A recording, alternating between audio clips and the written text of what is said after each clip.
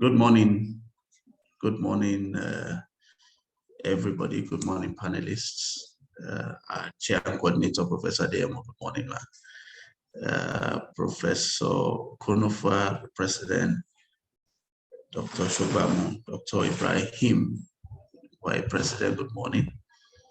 I think I saw the president now. She disappeared for a moment. So I hope everybody can hear me loud and clear. I can hear you. Thank you.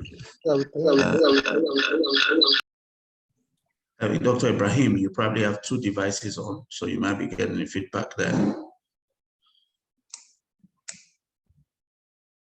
Thank you. So I think we can start, and I just say good morning to everyone who is on already. At the moment, we have 84 people and still rising rather fast, and that is good to see. And we have people already indicating from all over the country, and even I think I caught a greeting from London School of Hygiene and Tropical Medicine, which is in London. So thank you all from near and far for joining this webinar today. I'll just start off by basically quickly, briefly introducing the Academy. The Nigerian Academy of Science is the foremost independent scientific body in Nigeria. It was started in 1977, and primarily the Academy is the voice of science in the country and for the country. It represents Nigeria in global scientific communities, such as the International Science Council, which is the umbrella body for science unions all over the world, and is an arm of the United Nations. The Academy has served on several committees there, including executive committees and special committees of the ISC. Not only so, the Academy represents the country on the InterAcademy Partnership, which is the global body for academies, and again has served severally on the executive committee of the IAP. Similarly, in Africa, the Nigerian Academy of Science is a founding member of the Network of African Science Academies, which at that time barely had 8 academies who started it. Now in Africa, we have about 28 academies across the continent. And the Nigerian Academy is renowned and noted to be a lead academy on the continent, and particularly for Western Africa. The Academy does several things, but primarily one is to promote the development of science in Nigeria, and actually in partnership with several academies and other institutions across the globe, promote the development of science across the country and indeed globally. One of the things, and which is relevant for today, that the Academy does in that regard is the publication of a journal itself, which is known as the Proceedings of the Nigerian Academy of Science. And that's just an example of that promotion of the development of science. And to show that the Academy also, in line with today's webinar, is really concerned about quality academic journal publishing. And secondly, the Academy is involved in science advice, which is the business of using science or scientific evidence to influence policy making, as what we know now globally as the evidence-informed policy making. So the Academy also engages in that very much. This webinar today is with support from InterAcademy Partnership, and it's to address predatory publishing around the world and the impact. And it's part of a global effort, actually. So the IAP has been running an effort or a project on predatory journals and how to address them. And the Nigerian Academy of Science is engaging now in Nigeria to look at the impact of predatory publishing or academic practices in the country. So at this point, again, I welcome everybody and basically kickstart or declare that the we have started. The webinar has kicked off, and it is my pleasure to welcome the President of the Nigerian Academy of Science, in the person of Professor Ekanem Brede FAS, to give us our opening remarks. Madam President. Thank you very much, Tony. It is my pleasure to welcome you all, 139 participants, to the Nigerian Academy of Science webinar on predatory academic practices in Nigeria, combating the scourge. This is one in the series of webinars planned by the Academy to address this important subject. The mandate of the Nigerian Academy of Science, as you've been told already, is to promote the growth, acquisition, and dissemination of scientific knowledge of major problems of national interest.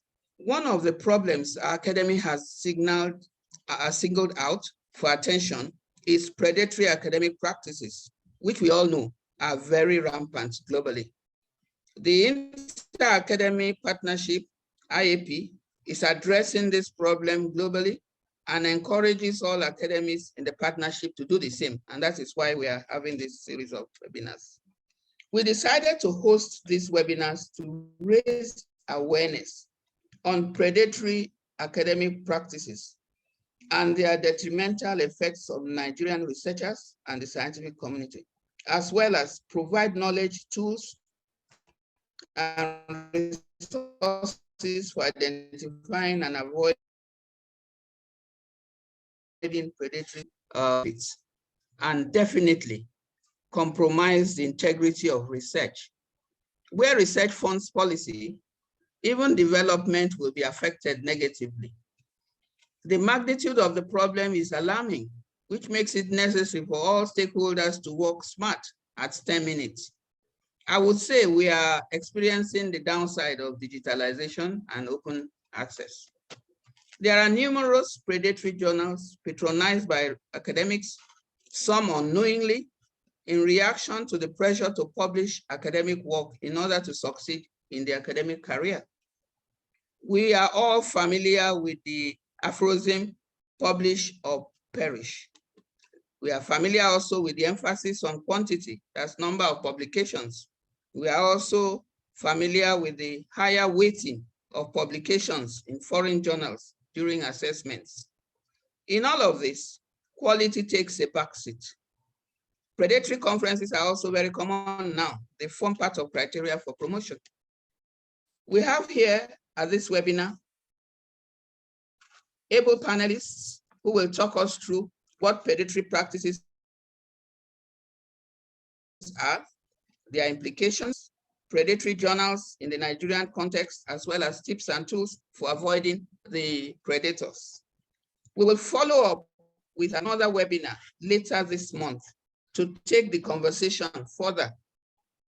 We will also need to scale up our awareness creation activities in order to cover all academics and researchers in Nigeria.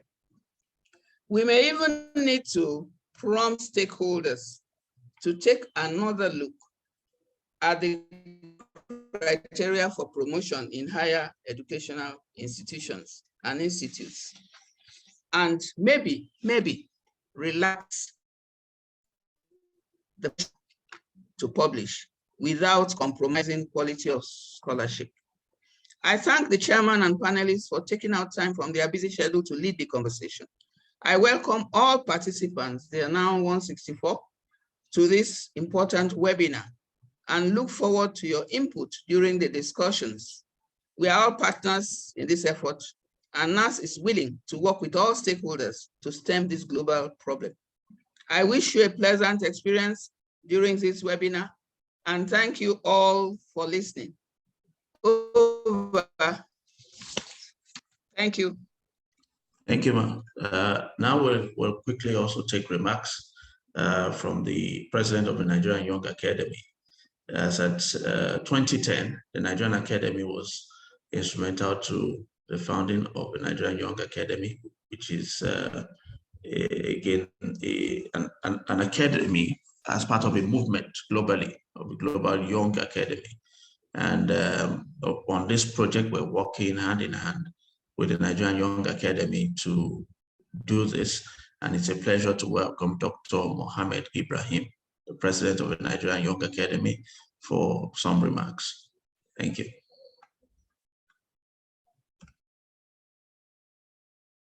You are still muted, Dr. Ibrahim. Okay, sorry. Thank you very much, Dr. Odubanjo. Thank you for the kind introduction.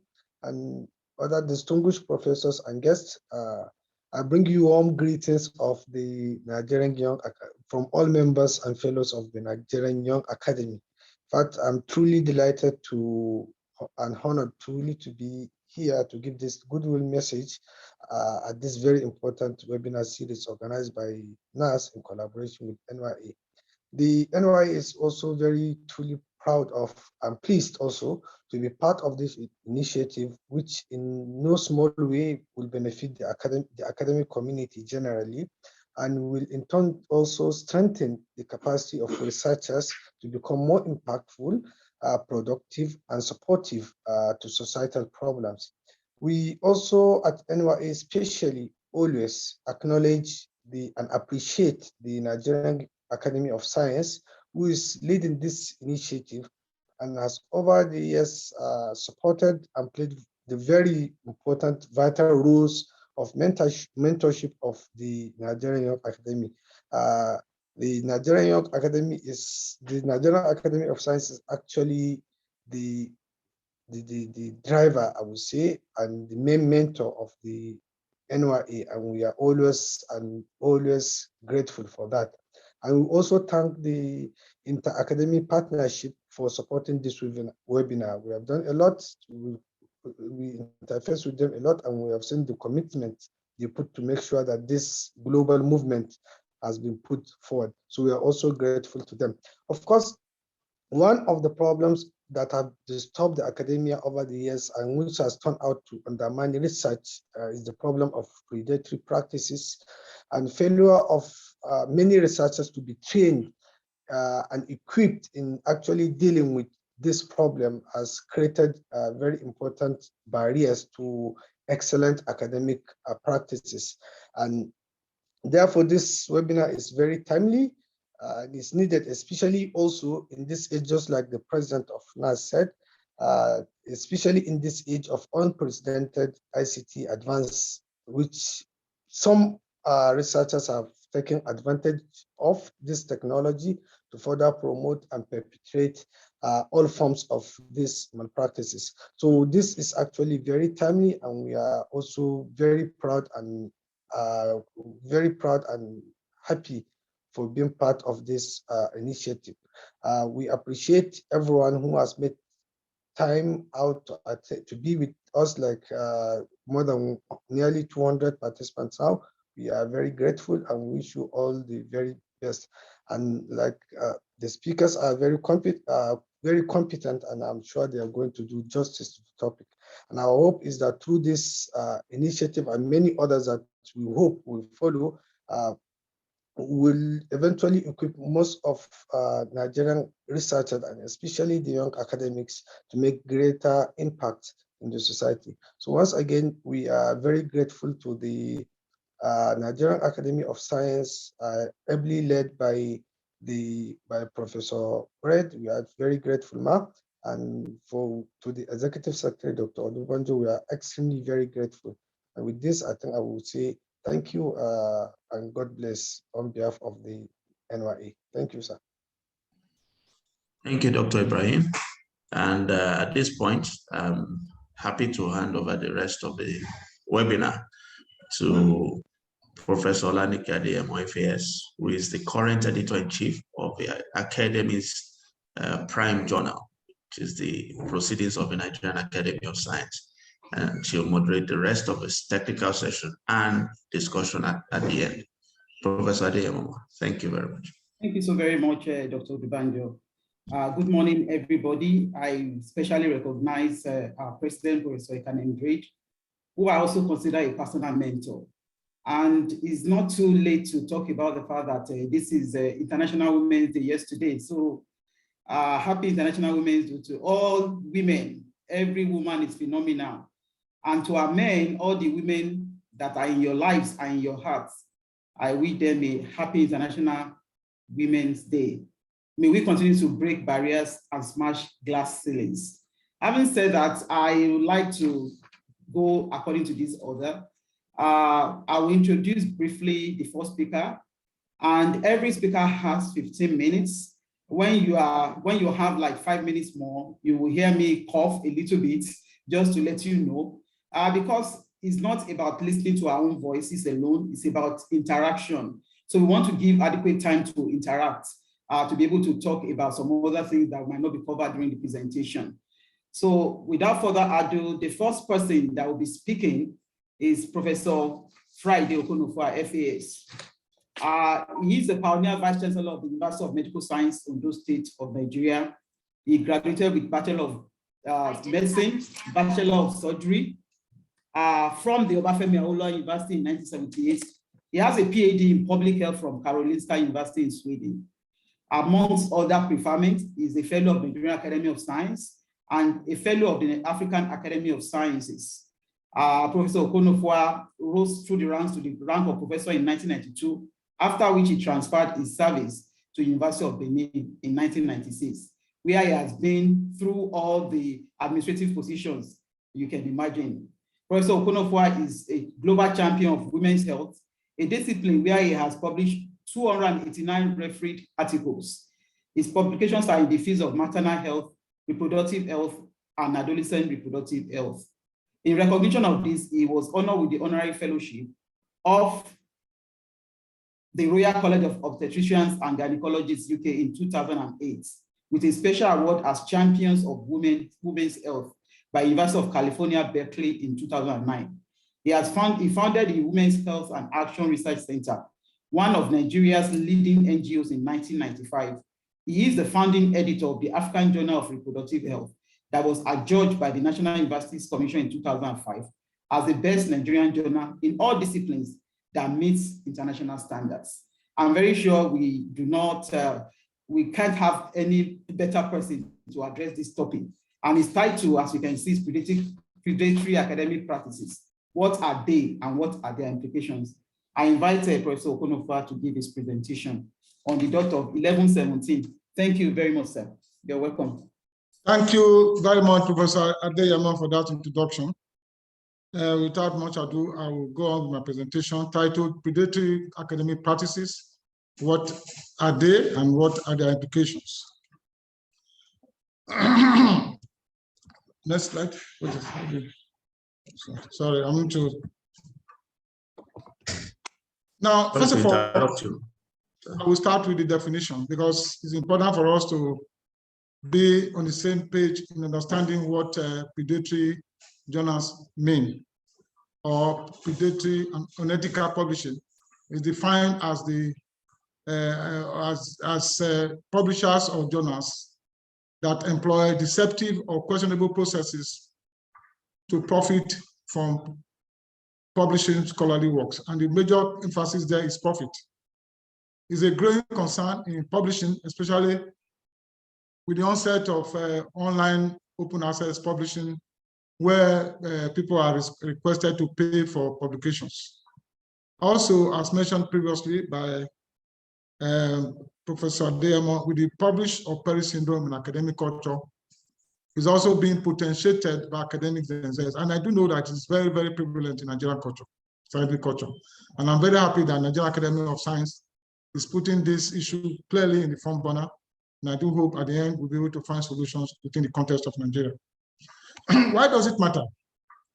I think that those of us who are scientists know very well that science is a matter of integrity, and ethical choices and decisions in research are more often made under conditions of relative degrees of uncertainty, meaning that we are not often sure. And so if I'm not sure, you say you're not sure, but if you're sure, you say you're sure.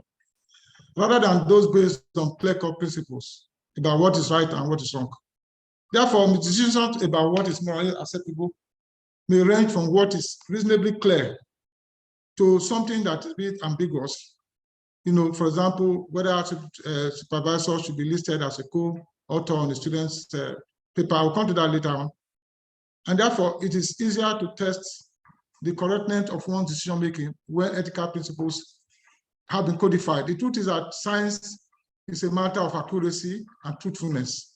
If we begin to publish, if we begin to come out with results that are tendentious, that tend not to represent the true facts, then we are going to run into very, very serious problem. And what it means, the quality and integrity of science will be heavily compromised. So when we think of quality or excellence in science, we most likely think of the truthfulness of our research and results, and then what we call internal consistency. Did we use the correct methods? Will our findings therefore stand the tests of peer review if indeed we use the correct methods to do the study? And also, will it stand the test of the scrutiny of other scholars working on the same topics?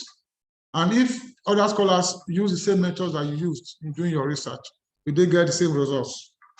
Therefore, the results of our research is the end product of a process of decision-making from the initial choice of topics through the framing of research questions, research design, and methodological choices, and eventually to decisions to publish.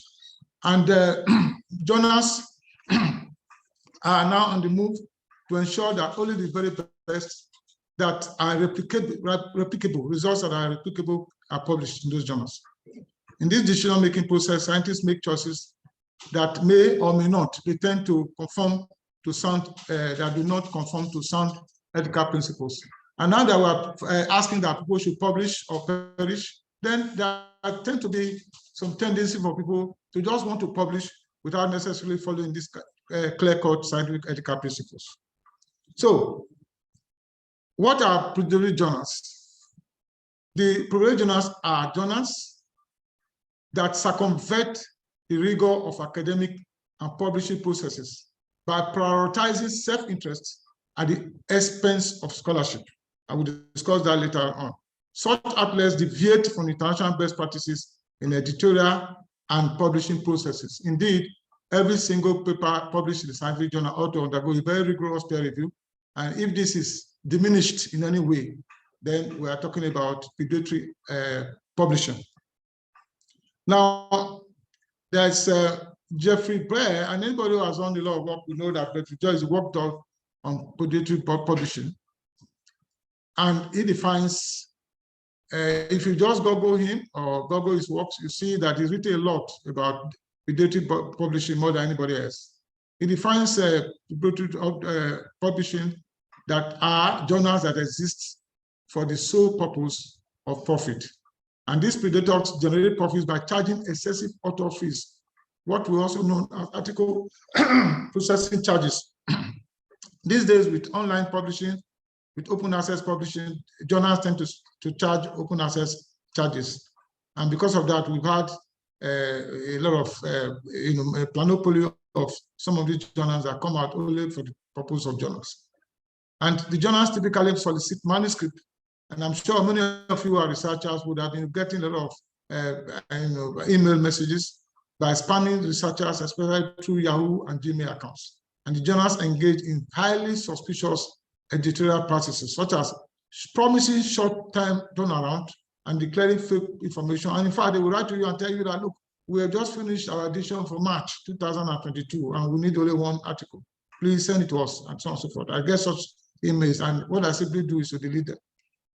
So, Jeffrey Bear maintained two lists. In fact, there are lists of predatory journals, and I've left here below a website. You can actually just go into it, and you see the list of predatory journals. There are about 1,220 at the last, which was 2021.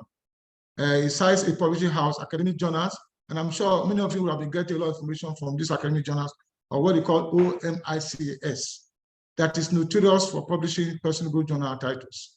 Indeed, in January 2021, it was estimated that there are just over 900 active publishers on Bear's list. And the total of these numbers, it comes to a staggering 23,000 and more article titles that are published on Bear's list, which are lists of predatory journals all over the world. And indeed, we still have them here in Nigeria, by the way. So even though we have them, in best list. There are some that are not in that list, but yet they are predatory journals. So this is a typical example of an invitation from a predatory book publisher, and I will just read it for you so that you be careful. Thanks for your email and interest. We are contacting you from BP International. We can help you to publish the requested book as you have wanted. We have also published more than 500 books to date. They'll give you the website, whatever. And we have our headquarters in West Bengal, India, and we have a registered office. Just to let you know that they are credible. They mention England, they mention India. And you can see in the services and charges related to book publication. Indeed, if you require any additional information, please let us know. And should you need any assistance, please do not hesitate to contact us. Please be safe during this COVID-19 pandemic situation. We wish you best of health and luck for you and your family members. My best regards, Ms. Suzuma Bag, BP International. Those are sort of invitations you get. Now there are many. In fact, as I was writing, if I wasn't given only 15 minutes, I would have given so many examples of some of the ones I get from several predatory book and journal publishers. I get it, and I simply delete them. So now this is very, very important. The Ottawa Declaration about predatory journals, and it's important for all of us to know this. Ottawa Declaration states that predatory journals and publishers are entities that prioritize self-interest at the expense of scholarship and are characterized by false or misleading information, deviating from best editorial and publication practices, a lack of transparency, and or the use of aggressive and indiscriminate solicitation practices. Aggressive and indiscriminate solicitation practices. So that is Ottawa Declaration about predatory journals in only 2019, because it has recently become very, very serious. As I mentioned earlier on, due to the fact that we now have open access publication, we give opportunity for journals and books to make some money. And so they come out with this, trying to make money. And that's how this Ottawa Declaration came up in 2019. So these are examples, the characteristics of predatory journals. Number one, seeking profit over contribution to scholarship. This is characteristics related to article processing charges and other sources of income that they try to get from you. And then they don't bother about peer review process. And then secondly, misrepresentation of abstracting, indexing, and metrics. Characteristics related to inappropriate inclusion in fake databases that don't exist. Indexing in sham services, fake metrics, and the manipulation of metrics. Number three, aggressive advertising and solicitation of articles. Characteristics related to indiscriminate and aggressive solicitation of publications, as I mentioned earlier on, as well as inappropriate advertisements on websites. So if you see a journal advertising themselves, just know that there's some acceptable advertisement. You can say, well, we invite you to submit to a special edition and so on and so forth. But if you go on more than that, then it becomes an aggressive form of advertisement. And that itself is one of the characteristics of predatory journal. The fourth one is inappropriate journal title and scope. And by the way, in Nigeria, we hear about global journals of this, international journals of this. Those are suspicious journals. They are characterized related to broad indiscriminate coverage of disciplines. They will take papers from biology, they will take from physics, all in the same journal. Global medicine of science without any specificity as to what they actually do. And then finally, lack of transparency in governance, editorial, and publication practices. These are characterized related to the holding company, publisher, editorial board, and as well as misinformation and unprofessional or lack of contact emails, addresses of these editors. You don't know them, and you don't know where the publishing company is. And then they mention the names of big cities because they believe that once you mention those names, their journal will look more credible. So, and these are the major characteristics of this. Then seeking profit over contribution. These are deliberate deception of authors by hiding or non-disclosure fees, the omission of any revenue-related information, the simultaneous launch of a large number of journals. For example, in 2009, OMIC launched 200 journals in one single announcement. Mispresentation of abstracting, indexing, and metrics. They are characterized by false claims of indexing in webs of science or Scopus, claims of inclusion in databases of companies that provide fake and misleading articles, and claims and listing of fake metrics. Aggressive advertising characterized by daily indiscriminate emails to prospective authors, increasingly familiar and flattering language to you, the use of business marketing language, for example, submitting ad campaign for one, and then inappropriate journal title. These are characterized a broad disciplinary scope, combination of scientific discipline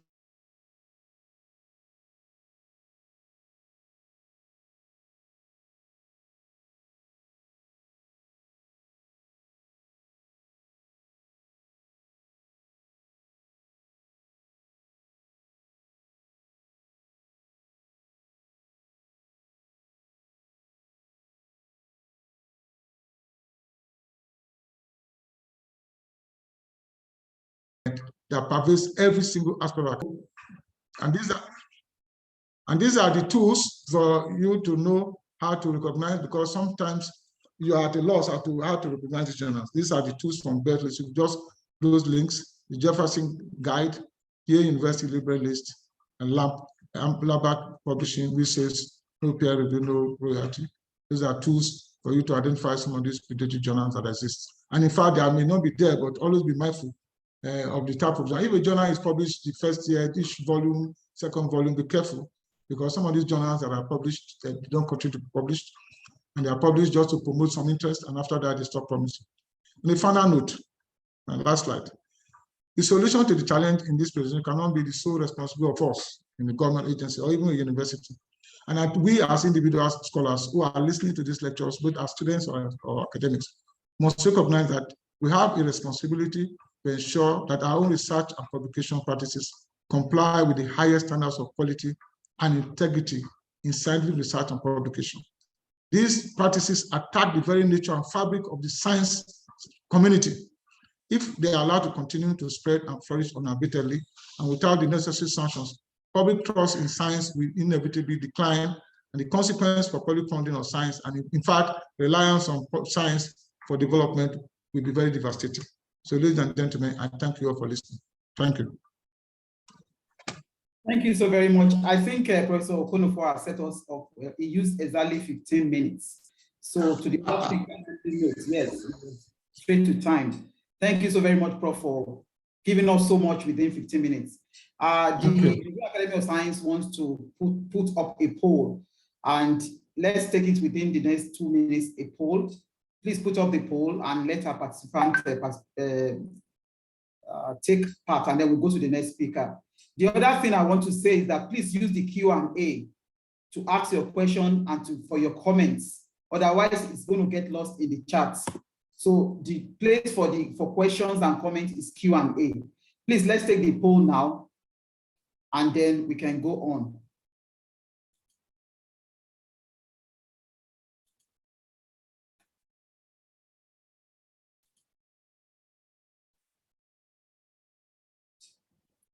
I think we should be done by now. Not yet, ma. Some people last answering.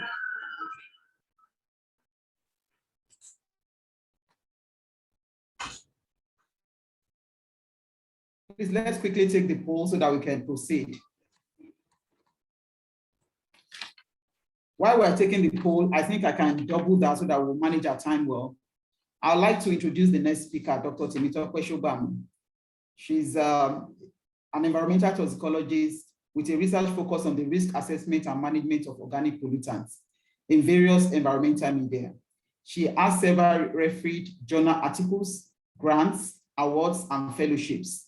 She is the Vice President, Nigerian Young Academy, affiliate, African Academy of Sciences, editorial board member in the Integrated Environmental Assessment and Management, among others. She advocates the AU Agenda 2063 Goals 7 and UN SDGs 3, 6, 11, and 14. She holds a PhD in environmental toxicology and pollution management and lectures at the University of Lagos. And most importantly, as far as I'm concerned, she leads the evidence used in environmental policy making in Nigeria project. I welcome Dr. Sogbanmu to make a presentation at this time. Thank you very much. Thank you very much, ma'am. Please, yes. Please host, enable me to share my screen. I don't have screen sharing permission.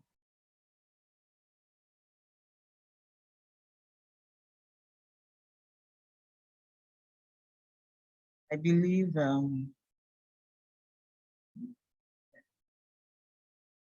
thank you very much. Thank you very much, Ma, for that kind introduction. Good morning, everyone, and it's my singular honor this morning to share with you this morning, this afternoon, or this evening, wherever you may be joining us from any part of the world, to talk about predatory journals in the Nigerian context, and I will be guided by the outline here. I just wanted to put on this disclaimer that the views that I will be sharing in this presentation are mine and not necessarily representative of my institution or the Nigerian Young Academy's views. on predatory journals in the Nigerian context. Professor Okonofua has laid a very strong and solid foundation for me, and it's as if I had peered into his presentation or vice versa. So I would do well to basically run through this first part, but just to emphasize some key aspects of what predatory journals and publishers are. The part about their use of aggressive and indiscriminate solicitation practice, and the fact that they have a deviation from recognized and rigorous editorial publication practices, amongst others. And of course, they thrive on the open access publication platform, which has really been very much known and publicized in recent years in academia. And there's also the issue of rapid publication. And I took time to look at the Q&A just before I came on, and I saw that one of the participants was already asking, I have an issue with publishing in journals that take up to over a year before I get back from them. That's why perhaps people go for predatory journals. So within 1 week, sometimes in these predatory journals, you can get your paper published. The editorial boards of some of these predatory journals, a lot of the members are unknown in their fields. And that's one of the characteristics of these journals. So having known that, what is the prevalence of this practice in Nigeria? I did a bit of a literature review, and Nwagu in 2016, did an overview of predatory journals in the medical sciences in Nigeria, open access predatory journals. And it will interest you, ladies and gentlemen, that Africa ranked as the highest in terms of the number of papers that are contributed to medical sciences that are predatory journals, with about 28.35%. While in terms of the number of countries that contribute to these Nigerian medical predatory journals, is actually quite interesting that Europe ranked higher, followed by Africa in this practice. Then on the other side, we looked at the top 10 contributing countries, that is countries that contribute publications to these predatory journals in the medical sciences in Nigeria. And you will see that unfortunately, our dearly beloved country ranks number 1 in terms of the number of publications in this field in predatory journals at 21.6%, followed by China, amongst other countries, as you would see here. So what are the drivers? What are we looking at? So Nigeria, South Africa ranks amongst countries in Africa and other Asian countries where predatory journals are patronized and also cited, driven by public and perish motto. And we will see in this distribution of the number of people that cite. So it's not about publishing there. We're even saying citing, in terms of citing predatory journals, Nigeria ranks at number 8 in this chart. And topping the list is India, followed by China in this chart. And looking at predatory journals, globally, I try to search on in which fields or disciplines are these actually much more prevalent. And you will see here, and interestingly not surprising, that science ranks number 1 in terms of the discipline where you have preponderance of predatory journals globally. So this is not Nigerian specific information, followed by medicine and health, then technology, and lastly, languages. But it will interest you, ladies and gentlemen, that the trend now is that predatory journals are infiltrating citation databases. And that's why someone asked earlier, how do we distinguish between which ones are actually predatory or not? Because you find them side by side with these reputable journals and citation databases, all of which are matrices that are used for assessing scholarship, not only in Nigeria or for Nigerians, but globally as well. So what are these drivers? Prof mentioned some of them earlier on, but permit me to just state specifically some others. Desperation. No one wants to meet out of promotion. And so this is really not peculiar to Nigerian academics. Long waits for reviews. Like I said, even before the presentation, some panelists are already asking that question. I personally have had to wait about 18 months for one paper to get published, having gone through several rounds of reviews. So how many people can wait for 18 months to get just one paper published and they need to get promoted within the next 12 months? Deficiency in information literacy. I think I can really not overemphasize this. The truth is that in 2022, in this digital age, you cannot but be information literate. It doesn't matter whether you didn't study this in school, but we see that how visible and how knowledgeable you are in terms of digital tools always or most times helps in helping you not to fall prey to this and to be able to use softwares and tools, some of which have been mentioned earlier, and I'll also mention shortly, to be able to identify some of this. Inadequate knowledge about journals and specific subject disciplines. And this is particularly peculiar to we younger academics, faculty members who are just getting into academia and trying to find their feet, or just finishing PhD and getting used to the acts of publishing. And so they're not quite knowledgeable yet. They've not attended as many conferences yet. They've not published enough yet. They've not associated enough with experienced and established academics to be able to understand and know the journals that are specific and reputable in their disciplines. Of course, we cannot overrule the economic and social cultural conditions. If you consider the cost of publishing in a reputable journal, open access journal, at $1,000 or $1,500, and for a Nigerian academic that earns less than $500 at bar per month, then you can see that economic conditions can be a strong driver of predatory publishing for academics in Nigeria. The pressure to publish in international journals is one of the assessment of promotion requirements. Incentives, allowance for publishing in international journals or in open access journals can be a driver. It is a driver of predatory publishing. Rapid academic promotion. I mean, if I can get a paper published within 1 month, that means that if I work hard, I get 12 papers within 12 months, that can be rapid promotion.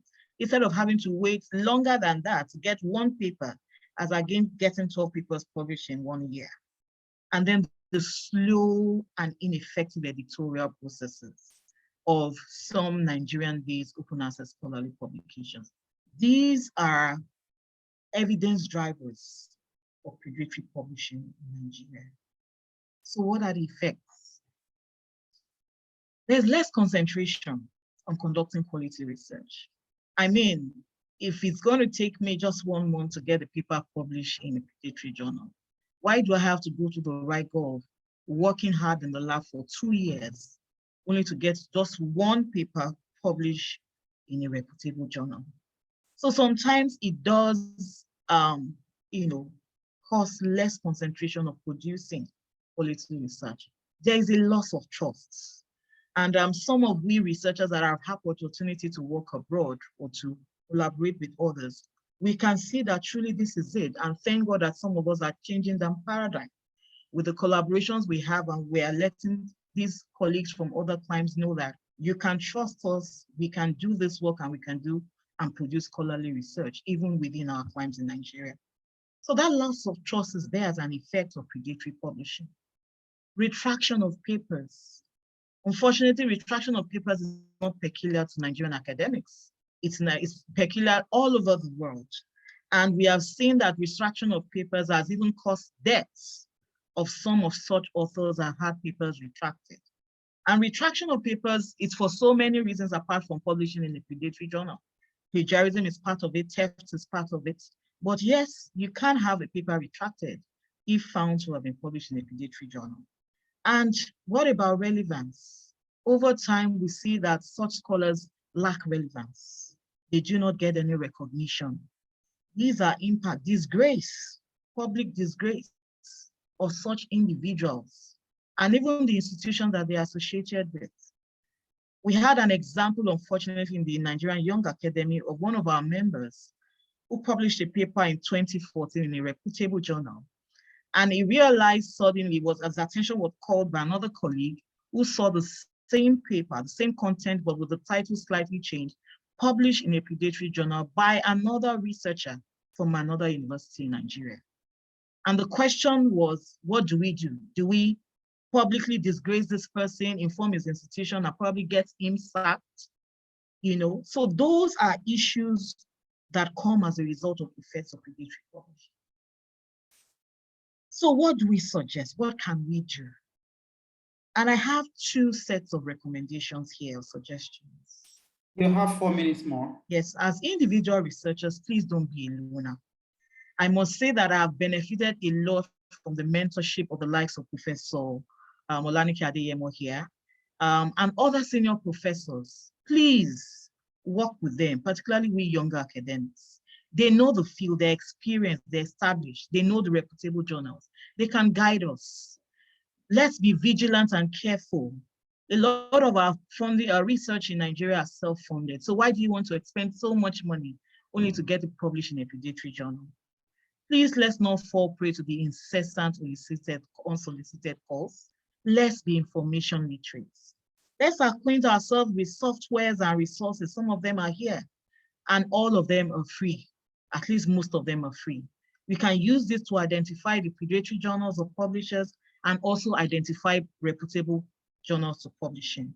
And finally, to our institutions, we need a structured mentorship program, particularly for younger academics who are just getting into the field of academia. We need improved capacity of Nigeria-based researchers.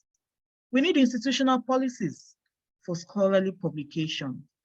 Libraries should help provide and periodically update accredited list of reputable journals. We find this exemplified by the Ministry of Education in South Africa. They have a database of approved journals, and these are used by their universities. Let's incentivize publications in reputable journals. We also need to establish and fund reputable Nigerian-based journals and publishers, such as the proceedings of the Nigerian Academy of Sciences, the Annals of Science and Technology, the official journal of the Nigerian Young Academy, amongst other reputable journals in Nigeria. They need support. They need to be more visible. They need to be indexed in more scholarly databases so that they can be easily found and identified by researchers. We need to develop and provide benchmarks, guidelines, standards for academic publishing in Nigerian institutions. We also need them to be discipline specific, so that researchers can understand and know which areas the journals in their disciplines to be able to publish in. These are just some of the suggestions that I've been able to put together. And so I want to thank everyone for the opportunity to talk on this platform. We thank the IAP. I thank the Nigerian Academy of Sciences for the opportunity and partnership, the Nigerian Young Academy for nominating me to present this paper, and my university for providing resources on the platform for me to be able to do this. Thank you very much. Thank you so very much, Dr. Sogbanmu. I'm proud, as always, to be associated with you. She used 14 minutes, very commendable. We'll go to the final, the last but not the least, Dr. Victoria Ndugno. I will be introducing him. He's a senior lecturer and researcher in microbiology at the Polytechnic School of Abomey-Calavi, University of Abomey-Calavi, Benin. His research focuses on molecular biology, hygiene, and public health. Specifically, he's involved in antimicrobial resistant research in Africa, applications of microbiological techniques to the resolution of development problems, and exploration of Benin's flora for the treatment of infectious and non-communicable diseases. As a West African scientist, science diplomacy is also a topic close to his heart. He has established several strong scientific networks throughout the world in order to make Benin a better place to live with reduced burden of infectious disease. Victorian is a founding member of the research unit in applied microbiology and pharmacology of natural substances at the research laboratory in applied biology, Polytechnic School of Abomey-Calavi, University of Abomey-Calavi. He is also the founding president of the Benin Young Academy of Science and the American Society for Microbiological Young Ambassador to Benin. Since 2016, is a World Academy of Science Twice Young affiliate, and since 2020, is a member of the Global Young Academy. As a young scientist, he experiences the damage caused by predatory journals and has organized conferences on this topic through the Benin Young Academy of Science. He's going to be talking on a topic titled Avoiding the Predators, Tips and Tools. Dr. Victoria Ndugno, you have 15 minutes. Thank you. Thank you very much, Professor. Thank you, all the participants. Can I share my screen? Do you see my screen? Yes, we can. Okay, thank you very much. I'm very pleased to be associated to this webinar. I'm very happy to talk about this topic, avoiding the predators, tips and tools.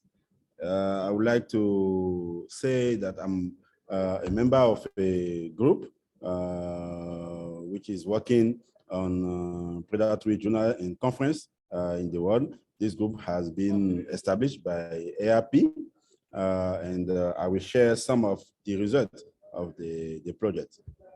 So the outline is the following. We will talk about the predatory academic practices. I know many before me talk about what it is. And then we will see the common features about the predatory academic practices.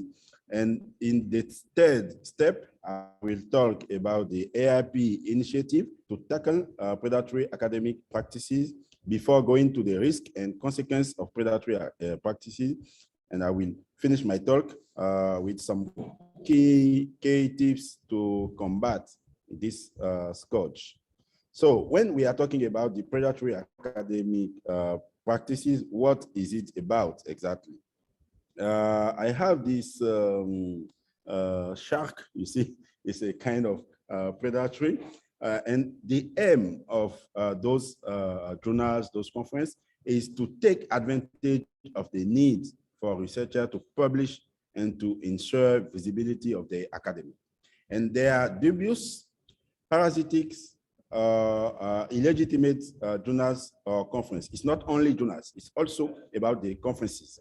And they mostly take advantage of the author-pays model of open access publishing. All the programs come from that model. And what are the common features about those predatory academic practices? You know, they solicit articles from researchers through some practices that exploit the pressure on researchers to publish and present their work. And today it's becoming more and more difficult to distinguish between low quality, unethical and questionable publishing and conferencing practices. So the question is remaining very, very, very interesting to go with. So you can see here some features about those predatory practices. We have the rapid pay to publish, present models without any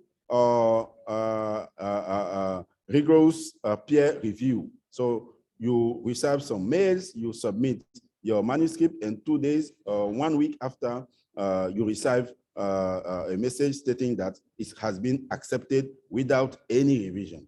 And we all know how it's difficult for a reviewer to assess a paper. You have also some fake editorial or conferences board falsely listed respected scientists also. We have some fraudulent impact factor or metrics. And when the debates rise, you can see some of those journals today, they will write impact factor manually calculated because they know it's false. They know it's fraudulent, but they convince themselves and also the researcher that they put it manually calculated. No impact factor can be manually calculated. You have also some journal and conference titles that are deceptively similar to legitimate one. And we have many Elsevier journals that have been duplicated with the illegitimate journal. So the titles are the same, except one word. And if you don't pay attention, you will get in the trouble. We have also the aggressive spam invitation to solicit articles and abstracts, including outside of a researcher own experience. I'm a microbiologist, but I receive a lot of mail saying that, oh, we are read your paper, and they can give you the title of your paper and ask you to submit your next paper in the journal, even if you don't have anything to do with this area. And we have also the quick promise of proofreading. The quick promise of publication, they will say, oh, it's very fast publication.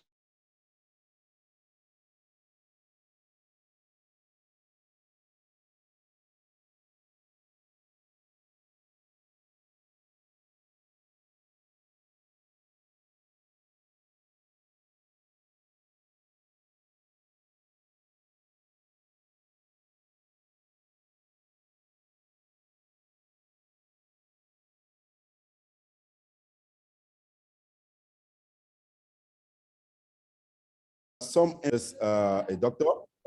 The invitation is not very focused, and the language also is odd. They will keep sending invitation over and over again. This is some of the tips. And I captured this invitation, for example, you see, the language, polite calls for paper from an international journal. You can see the journal title, it's a noun, Journal of Scientific Research and Reports. And you can see the business marketing language also, discounted publication charges, you see, from 500, we are at 75. And you can have also the inappropriate indexing and metrics. You see, they will put NAA score. It means nothing, you know, and no, in this basis, you have no real indexed basis here to assess that your paper will be read, will be very interesting. So what about the ARP initiative to tackle predatory practices? I will talk quickly about the key results. You know, ARP conducted a study with some objectives. Firstly, to define predatory and unethical practices in academic journal and conference, to judge their prevalence and impacts, to understand the primary drivers, to examine efforts to date to combat predatory journals and conferences around the world, and finally, to provide concrete recommendations for addressing the problem. And when we did this study, the researcher anywhere, in any discipline, or at any career stage were encouraged to participate voluntarily. So finally, we have 1812 participants in 112 countries. And over 80% of the researchers surveyed consider that predatory practices is a serious problem. And you can see the sub-Saharan Africa, we are around this percentage. And at least 24% of respondents have either published once in a predatory journal, participated in a predatory conference, or don't know if they have. So they don't know what is exactly the predatory journal or conference. And they were not aware at the time, and we got some key words from them because they said that the conference looked very legitimate and not predatory. So they didn't know. And they received support from the university and several well-known professors in the invitation. Some of the researchers admitted that they needed to advance their career because you need to publish in a predatory journal to stay in the race. It's true, because when you want to publish in a well-established journal, it's long, you need to have solid data, but in predatory journal, you know, you can have 2 or 3 papers when you have one in well-established journal. So it can be firstly seen as a way to advance the career. It was a faster, easier, or cheaper option. And also, they were encouraged by their peers. And if this is left unchallenged, the majority of respondents believe that predatory practices will have detrimental effects because they know that it's widened the research gap between high income and low income countries. It's infiltrated and undermine the research enterprise and fuel misinformation in public policy, because everything can be published in those predatory journals. So now, what are the risks and consequences of predatory practices? The institutions and donors consider publication or evaluation by publisher, the fake publisher, as a scientific fault. So publishing in those journals has no scientific value at all. There is no qualitative gain for the researcher's CV. You cannot put it in your CV to apply for grants. So finally, it harms your reputation as well, that of the scientific community, your institution, and your research team. And no one wants to be a cause of problem for his team. So now, some key tips to combat the scourge. Firstly, we need to check the quality of the journal before submitting. We need to check for the presence of predatory journal characteristic, and we will see in the next slide. We have many ways to do that. The Jeffrey Bills list is a good way to check if the journal you have targeted. 3 minutes more, Doctor. Yes, thank you very much. Is among those predatory journals. We need to check if the publisher or journal is listed on some sites and ask a senior scientist for advice. So here we have some useful resources for identifying predatory practices. The PowerPoint will be available, so you can go through those websites, the predatoryjournals.com publisher, to see really if your journal you have chosen is among the predatory ones. And the spectrum of predatory publishing practices proposed by ARP initiative, you can see that from the fraudulent, you have the high risk, and when we have a quality journal, we have a low risk. So you can see from here that from the fraudulent to deceptive to low quality, and promising low quality, the risk is less and less till the good quality. It's the same thing with the conferencing practices, where it's better to go with quality conference, where the conference serves scholarly communication and scientific rigors. So sorry for this ARP recommendation. It's not very clear, but we will work on that. We need to adopt this spectrum approach and conduct more empirical research on predatory conferences, because this one also is not well known. We need to implement robust training on publishing choices, and that's why I really thank the Nigerian Academy for this training. We need to emphasize and train up supervisor and mentor all the research students at all levels to make awareness on this phenomenon. And also, we need to adopt due diligence mechanism within the academic institution for mentoring and supervision, and provide disincentive for repeat offender. And on next week, we have an IRP report that will be present. You can be present at this launch event. For any inquiry, you can contact the Secretary of ARP Partnership about the report and also this launch event. Thank you very much. Thank you so very much. You have 1 minute to spare. And on behalf of the Nigerian Academy of Science, I want to thank all the presenters for a beautiful job done. I want to appreciate you for keeping to the time. And this is how the discussion session will go, so that the participants will feel heard.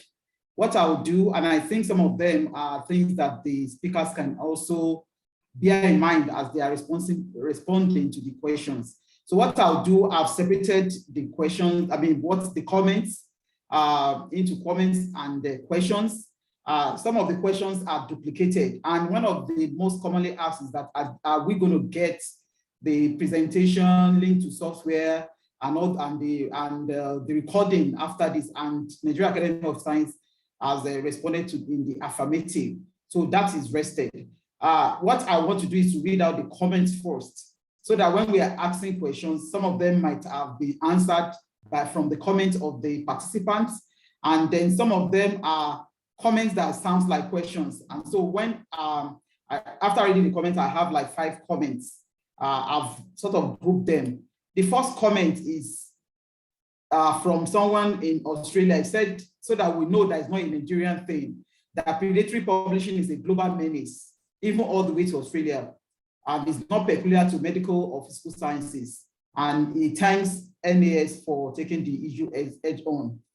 The other thing which I put personally is that, and it has been alluded to, mentoring, how well are we doing it? Some participants said, I've seen mentoring clubs for businesses and entrepreneurs. The clubs are really helping younger ones to grow. Will it be possible to create support groups for young researchers to learn instead of the normal culture of learning on the job? And then somebody said, I have some papers to publish, but I'm afraid of falling a prey to these scammers. I'm in public health and need mentorship and directions. So that is a comment. Those are comments which I have grouped together. Then another participant said, could NAS recommend to NUC dissertation by publication? This is most common in Western countries. This novel way enables PhD researchers to start publishing chapters of their dissertation as they progress through their research work. And when you are still a researcher, when you are still doing your PhD, you are still under tutelage, and they will be able to guide you appropriately. And by the time you are finishing, you already have 4 to 5 publications. That is a comment from one of the participants as well. Another person said, reputable journals charge exorbitant fees. How can we afford such fees without a grant, knowing fully well our salaries in underdeveloped countries? And I think for this one, I think Dr. Temitope has alluded to it, that publishing in really great journals should be sort of incentivized at the level of the university as well. And somebody already, and the person already answered as well, if you have a grant, it will be easier for you to publish in some of these reputable journals. And then the last comment is, would the academy kindly put up a proposal for young PhD holders to compulsorily undergo a 1-year postdoctoral training before advancing to the senior lecturer position? And so these are things for NAS to consider, as well as the person that commented think that is one of the ways of solving this problem. So what I'll do, we have 11 questions. Some of them are replicated, so like I said, I grouped them. So I'll ask the first 3. Our presenter should kindly note, and then just a minute, just answer. If you don't have anything to say, you don't have to talk. So I'll just reel out the first 3 so that you can prepare. So is there a criteria that is suggestive of a predatory journal, since it can be challenging to differentiate between journals that have newly emerged? So this one is not about, this is about newly emerging journals. How do you separate those from predatory ones? Because whether you like it or not, when you are starting, you start as volume 1. So that is a question. The second question is, how can we find out if a data was cooked? And this is becoming a problem for even supervisors, because students are becoming notorious in cooking data and reporting false results. That's number 2.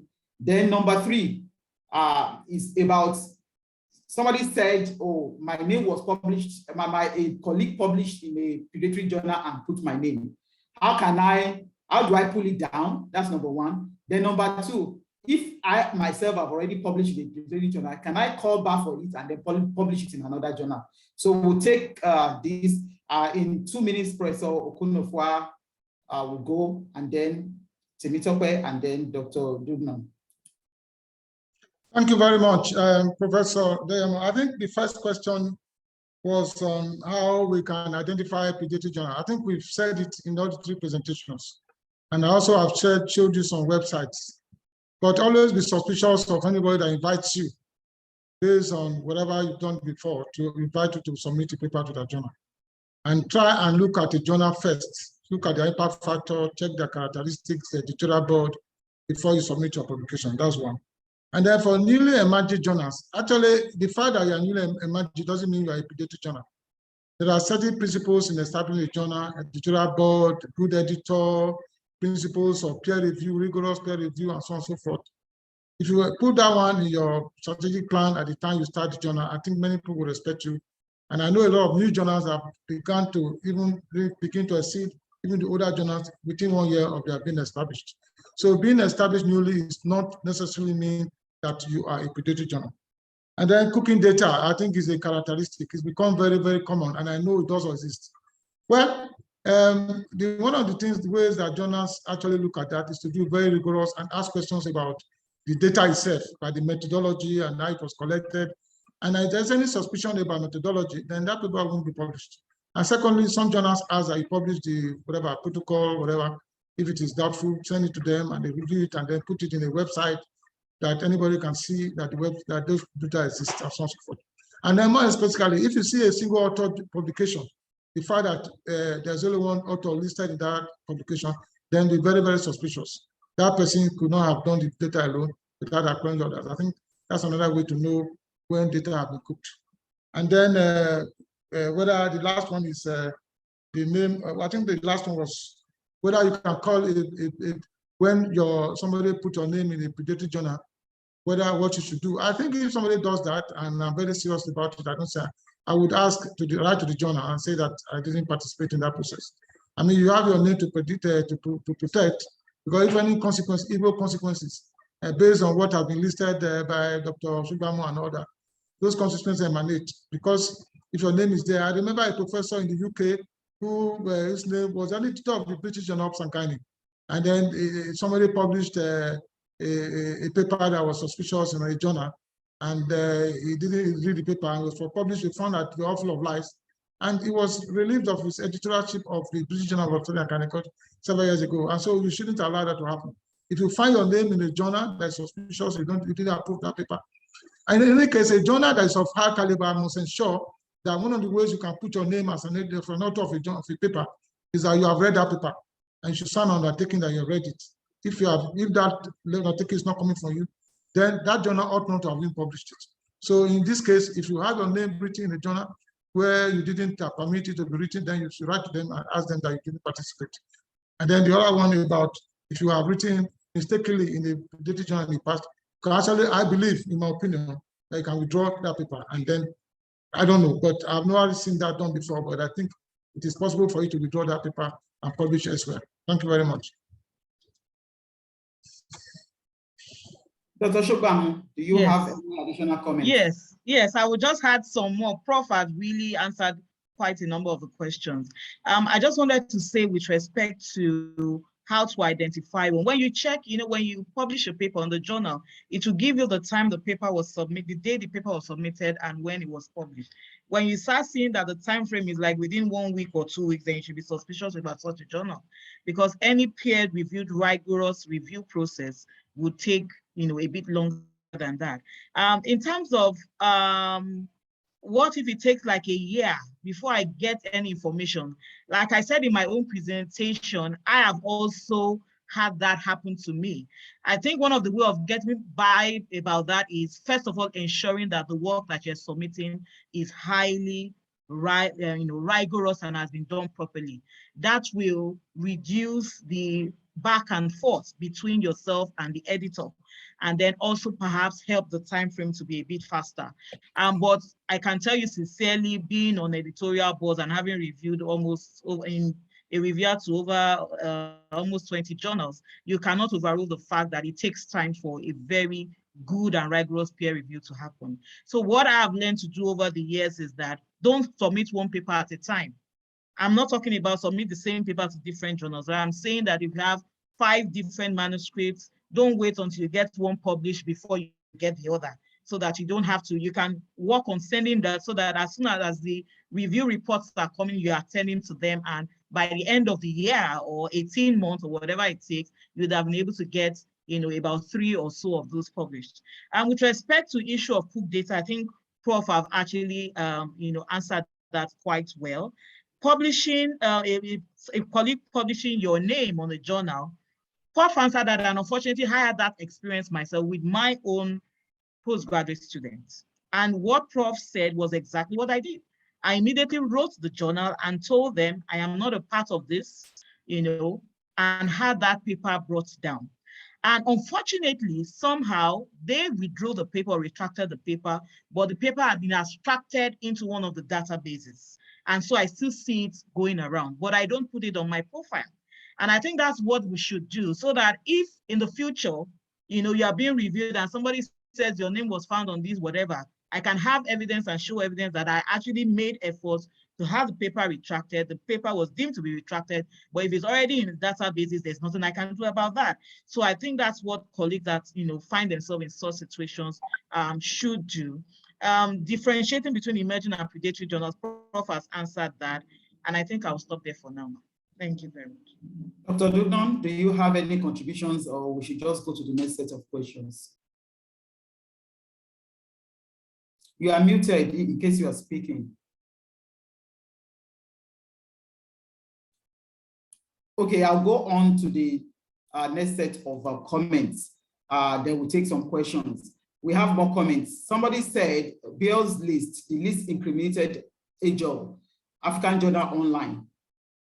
African Journal Online has a large number of African journals, many of which are Scopus and Web or Science Index. So how do we sieve Bill's list or accept the blanket categorization in an order? So there's another question, so I'll ask the question later, but that is something to note. How do we know that they are not biased? And then the other comment is that the problem comes from the need to have high ratings such as H index and the like. I propose that we develop a strong African alternative, because on the foreign scale, we in Africa, we always fall short because of the high cost of publishing in the very high impact journals. I think that's a comment for us to all think about. And then another comment was that NAS and NUSU should work together to ensure that predatory journals are prevented in our university system. However, personally, this is my personal opinion, and I think I'll just say it. We have so many beautiful laws and rules within our university system. It's about enforcing those rules, where those rules, when push comes to shove. During promotion exercise, everybody is desperate. So it's not about anybody saying anything. We can say everything until we are blue in the face. It's about the institution taking responsibility and putting appropriate incentive and disincentive in place and enforcing their own rules. And I think that is the most important thing. NUC can bring out anything, NAS can do anything, but if within the institutions, rules are not properly enforced, and then there's no mentoring, there's no mentorship, then we'll still continue to have this problem. So I'll read out the next set of questions. Participants kindly note these questions. The first one is about the bias thing. To what extent can we count on the list of? Can I classify any journal not on Semago or Scopus as predatory? And then the second question is there any penalty for these predatory journals? Who is the person that is moderating even the publishers? Is there any moderation? Can I just start a journal? And then the third question that we'll take, somebody said it's like a comment question. I'm wondering whether these journals in many Nigerian universities with close to zero peer review processes and which charge heavily for review and publications are also not predatory. So those are the two. I think I will add another one so that we will take this round and then go again. How then, talking about this, even good journals advertise. So how do we know the difference? I think a lot has been said about this, but if there's any other thing to add, please go. Professor Okonofua, you go first, please. Thank you very much. I will just give short answers so that my colleague can also contribute. Bias, yes, there could be bias. But I always say that scientists in Africa should do more than usual and be strong and stronger than those in Europe in order to diminish bias. So I don't think that would do away after some time when they realize your work. So I don't think we should use that one as a reason to begin to worry about that. I know that journals in Africa are likely to be exposed to some form of bias, but that means that when we're establishing journals in Africa, we should make them much more rigorous, much more broad-based, much more objective than other journals. That's one. Then the second question is whether there's a penalty for predatory journals and whether there's a way we can moderate them. I think the penalty is that exclusion. We exclude them. If the penalty is by us scholars not to publish in them, and after some time their value and their influence will diminish. So I don't see any legal punishment, but at that scientific punishment of exclusion will be one way to go. Then the third one is in Nigeria, where some journals have zero peer review, journal. And I think they also predatory journals, by the way. I must remember I edited a journal and somebody called me from somewhere in Nigeria and said, promotion is tomorrow. I should just send it was a woman telling me I should send her a letter of what do you call it, letter of acceptance, and then she will send me money. And I said, you are telling me that? In fact, she had not even submitted the paper. She said she wanted to submit it, and that same day I should send a letter of admission because the following day they have a peer review process going on at university. And I warned her that if she ever writes such a letter to me again, I will report her to the vice chancellor. And that was the end of that conversation. That was about 4 or 5 years ago.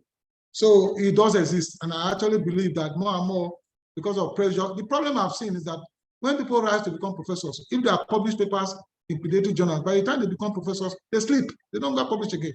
That's the way to know them. So that's one of the things. They publish and publish and publish. They're promoted professors. The day they are promoted, that's the day they stop publishing. The way to know somebody who's a good scientist, who publishes in good journal, is to see him or her continue to publish even after you have been promoted professor. And then the last one, good journals also advertise. I say it's correct. But the level of advertisement is less predatory than the ones that predatory journals do. I can tell you. Remember, recently I actually audited for one of the other international journals. And then we had a long meeting, almost like a 4 hours meeting, and talking about this issue. And we said, look, there are some ethics of advertising, even by journals. Just as we have ethics in advertising by medical people, pharmacists, and so on and so forth. There are ethics. There are ways you don't go by. If you want to publish a special edition, you can say, well, we are publishing a special edition. This is the focus for inviting publication. That's all. And if you are going to, for example, you are published a new edition, you just put it on a website, put it on social media. And if you want to publish a particular article that is very insightful, publish it. Not more than that. I think that if you become more aggressive in advertising a journal, then it means that the journal is suspicious. And that's just it. Thank you very much. Sogbanmu. Yes, thank you, ma'am. I will start on the note on the issue of bias for articles published by Nigerian researchers. In addition to what Prof has said, I think it's high time that a number of we scholars from Nigeria get ourselves in the international space. It's very important that we ourselves become visible and they know and appreciate the research that emanates from Nigeria. Like I mentioned in my presentation, one of the effects over the years of predatory publishing by Nigerians is that loss of trust. So sometimes I can tell you the truth, even from my experience, even before the paper gets in, there is that potential bias that is coming from Nigeria. You are not so sure of the rigorous. That's why I said it's important, if you want to reduce the time lag, ensure that you are submitting a top quality paper. And I can tell you, no matter what bias the editor has, a top quality paper is a top quality paper. They will look at it. And it's not only one journal that is in that field. If one journal is rejecting it, you can submit to another journal, but ensure that you've done a very good work. The issue about good journals also advertise. I agree with Prof. And then I think the problem or the difference between reputable journals and the predatory ones is the excessive use of sweet talk. You know, reputable journals don't need to talk too much about what they do. You just post the link and say we are solicited. But when you begin to say, I've seen your work there, you did so good, then you should be, you should begin to, think twice about such a journal. I think that's the challenge with, excessive, aggressive solicitation. That's the challenge with predatory journals. It's not so much of the fact that they're advertising. The issue of penalty, I agree with Prof. So if one of the penalties, like in my university, you cannot even put forth a predatory journal for promotion. So of course, that immediately stems that that's on the board because it will not be appreciated or accepted. So if you have wasted money publishing in one, that's your business. You have wasted the paper. And I must say that it's not all papers that are published in predatory journals that are actually poorly done papers. Unfortunately, I've fallen prey myself in my younger years. And it's painful because maybe I will take Prof's recommendation and see if I can retract such a paper and publish elsewhere, but I doubt it. So that issue is there that, and what I did was that I even removed those papers from the databases because like I said, these journals are now getting into citation databases.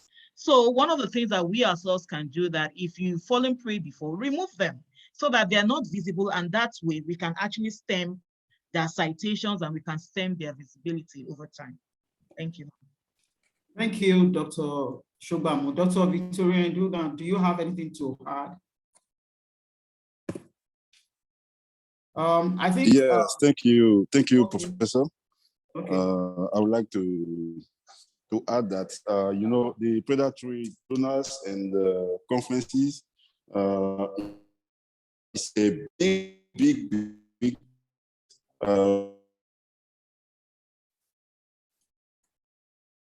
Dr. Dogan, your connection is not good, and we have you in 2 places. So do you want to work on that and then get back so that we don't waste too much time? We can't really hear you.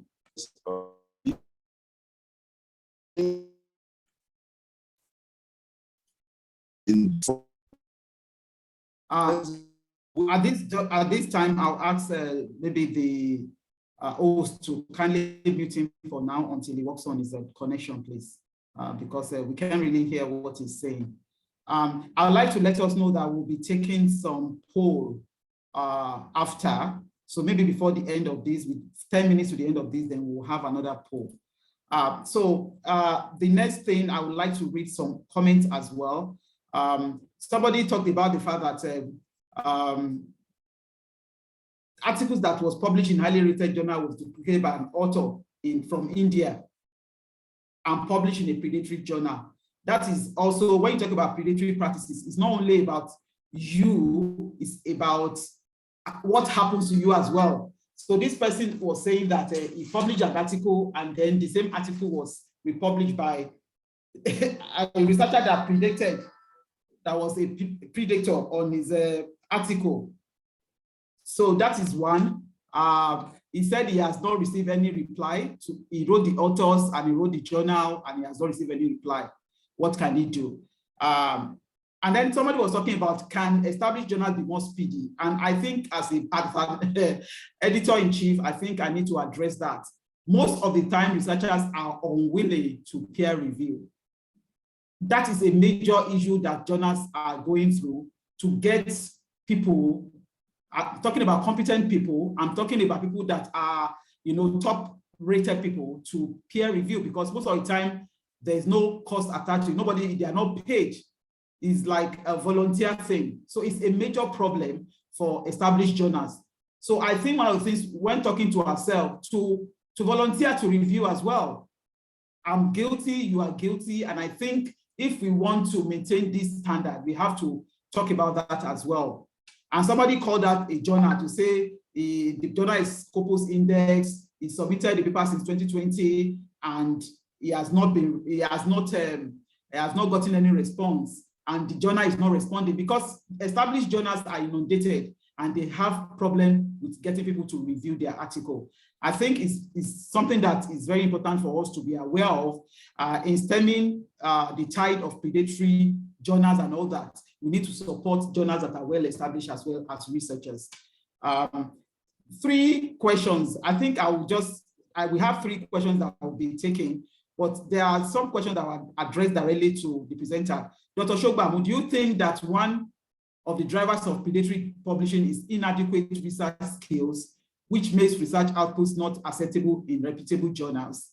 That's to you, Dr. Sogbanmu. And then to Professor Okonofua, you promised to throw more light on the listing of supervisors as co-authors in students' paper. Could you please throw more light on this? What do you do when you find out your dissertation was published by your supervisor without including your name? That is also a predatory practice. So I think Dr. Sogbanmu should go first, and then Dr. Okonofua should go after her, and then we'll take the next round of questions. Thank you, ma'am. On the issue of just had the blank, man. Sorry, ma'am. My question again. Yeah, do you think that one of the drivers of predatory publishing is inadequate skill, which makes research output not acceptable? Yeah. Yes, thank you, ma. Yes, I actually do agree that that is it. And that's why one of my recommendations was that universities need to put more money, and institutions need to put more money in researchers doing reliable and good science. We cannot remove the fact that good science comes at a cost.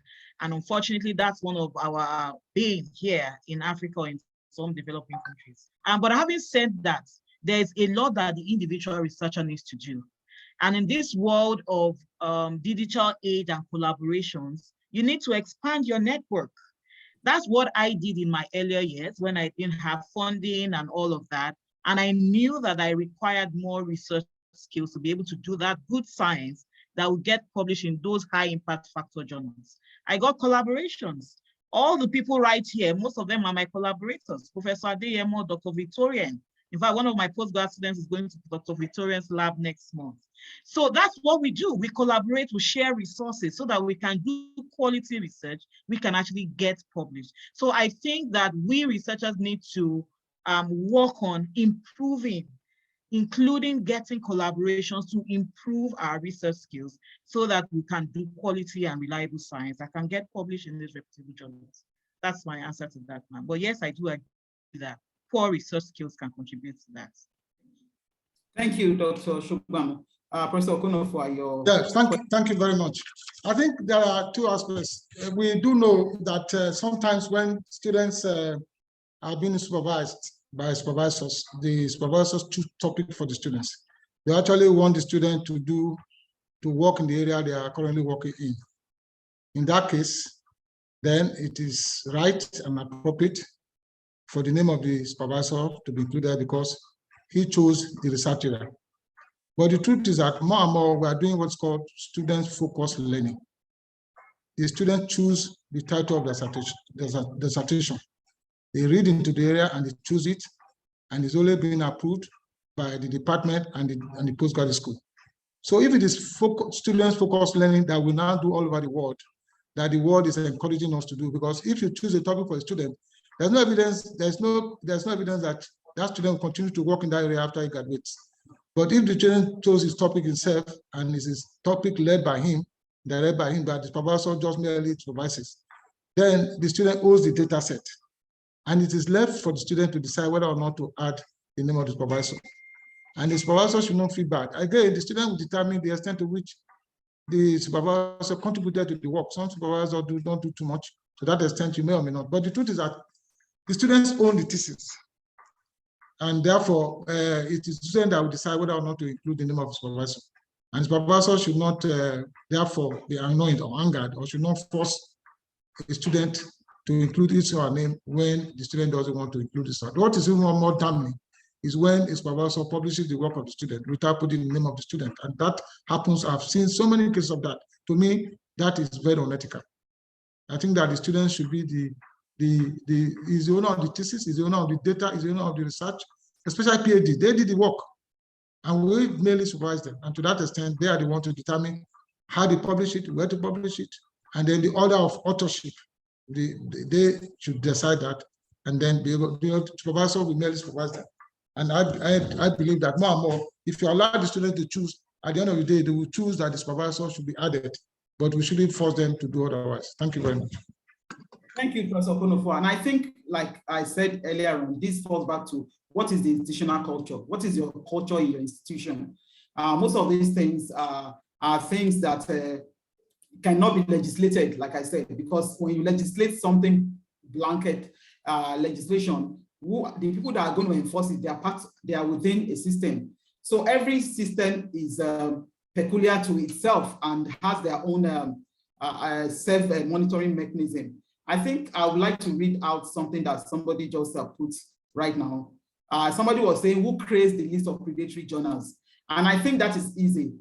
In UI, there was a time that what we did was every department was supposed to come up with a list of journals that they consider were okay for their staff to publish with. Because when you talk about discipline, you can't legislate that centrally. It's people in the discipline that knows the good journals or the journals that are, how do you say now, that are above board. And so what was supposed to be done is that, like, maybe every year, the departments will update. So that is something to consider, because if you say the faculty should do it, they might not know, they might just do that. So I think we can introduce all these predatory journalists, bills, or any other thing, but each department, and that will be important for us to do it, how do we say, objectively. Don't shift goalposts in the middle of the match.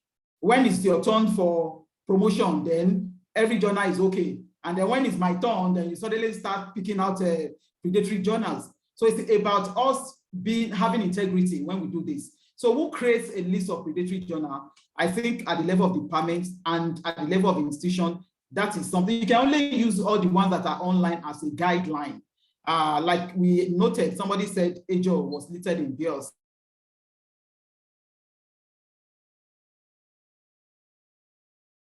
The last set of questions, and then we'll take the poll.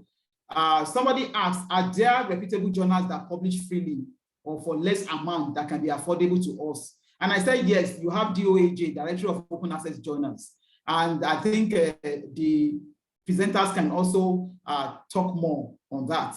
Then number two, what do we do with offline predatory journals from departments and faculties? I think there are two things to this. Does it mean that every journal that is offline is predatory? I think that is a question to answer. And then the second part to this is, how do we identify good editorial team? That also came, and I think those two can be answered together. And then the other thing, why are some of the reputable journals, especially in Nigeria, not encouraging young academics? And the person said, believe me, in most cases, our articles are rejected. And from the perspective of somebody that has grown, there are some articles of mine that I published when I was a younger lecturer. When I read it now, I will laugh. So it might not really be about the science. It's about most of the time about the rendition. Does it even follow the right pattern? And that's why you need mentors. You can't stay in your cocoon as a young lecturer and think, oh, I will just get there. So you need people to mentor you.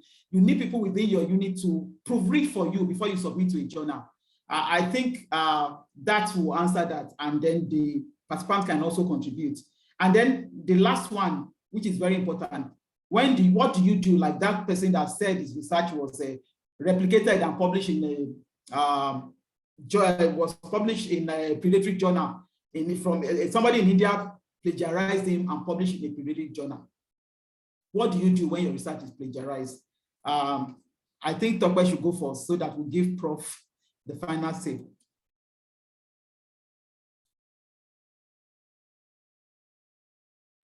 You are muted. Yes, I've omitted. Thank you, ma'am. Reputable journals to publish freely. There are, and most of them, particularly the online ones, are called subscription-based journals. One of the things I told myself is that I cannot suffer to use my money to do research and suffer to also use my money to publish. So you will find a lot of my journals I have not paid. So what I did was that I became knowledgeable about such reputable journals that are not open access, meaning that I don't have to pay to publish, others have to pay to read it. And there are several of them on these reputable publishers that we can do. And I became aware of softwares that can help me to identify them. I mentioned some of those softwares. There is the Jane, there's the Elsevier Journal Selector, there's the Springer Journal Selector. There are several of them. And so when it gives you the list of journals that matches the contents of your manuscript, it gives you options of those ones that are open access, which you can pay for, and those ones that are subscription, which you can, submit freely, and then the readers have to pay to read it. So we can actually explore such platforms where you don't have to pay. The issue of offline predatory journals, I think I'll leave that to Prof to answer. How to identify good editorial team. I think Professor Adeyemo, you mentioned it, ma'am. One of the ways to identify that is to the researchers themselves being good peer reviewers. I've heard some colleagues who said, I don't have time to peer review papers. Meanwhile, you want your own papers to be, peer reviewed and accepted for publication. It doesn't work that way. And so we must do what we expect others to do of us. And from experience in the recent years, I've seen that the more you participate in peer review, in reputable journals, by the way, the more better you get at research writing, because getting published too is not so much even about the reliability of your science as well. It's also about communicating that science is also part of publication, and you get good at it the better more you write and the more you peer review. And then in peer reviewing as well, you get more recognition. People know you both locally and internationally. And so when they're looking for editorial board members, even without you soliciting, it's easier for you to get located and selected for such positions. So I think we need to project and promote ourselves, make ourselves visible One of the things I promote is about researcher visibility for societal impact. That's one of the words I use. We need to make ourselves visible out there. Let people know that you even exist in your discipline. And then when they're looking for researchers, they will find you. Opportunities will always come, but when they come, don't say no to it. So that's my point about that. How are journals from young academies rejected? I think Prof has addressed this. I also addressed it somewhere. It takes time. It takes time. I have suffered it, and I'm sure several of our senior colleagues have suffered it in our younger years. But now, as we're getting older, it's not as much as before, but it doesn't mean that we also still don't get papers rejected. I remember that the paper that myself and Professor Adeyemo published sometime in 2020 got rejected. And she said, no, let's not leave, let's work on the comments. And we actually worked on the comments, did it very well, and got the paper published in a reputable and high impact factor journal. So we need to walk that process and learn through that process to be able to get better at these things. I think I'll stop there for now. Thank you. Professor Okonofua, last words. Yeah, thank you very much. I think the issue of reputable journals, I think it should be left to the researchers, because in every field, I research in the area of reproductive health, for example, and I know the journals, I know the reputable journals. But now, anybody doing research in this our field should be able to come out and say, these are the journals I can publish in, they are reputable, and these are journals I cannot publish. It's not something, it's not a thing that I can teach anybody, for example, in biology, to know which journal are specific for that area. I know my area, and I know the journals I will publish in that are reputable journals, and I also know the middle-level journals that are still reputable. I know the low-level journals that, for example, I have a paper that is not really of very high impact that I decide, oh, I know them. So I don't think using those software, yes, but you should also have a knowledge of the field in terms of the journals that are available. Then the second one is offline predatory journals that come out from departments and the faculties. I've had my opinion on this over the years. Some faculties actually say, if you don't buy this journal from this faculty, then perhaps you might get punished one way or the other. I think that is a very serious problem. That's the beginning of predatory journalism.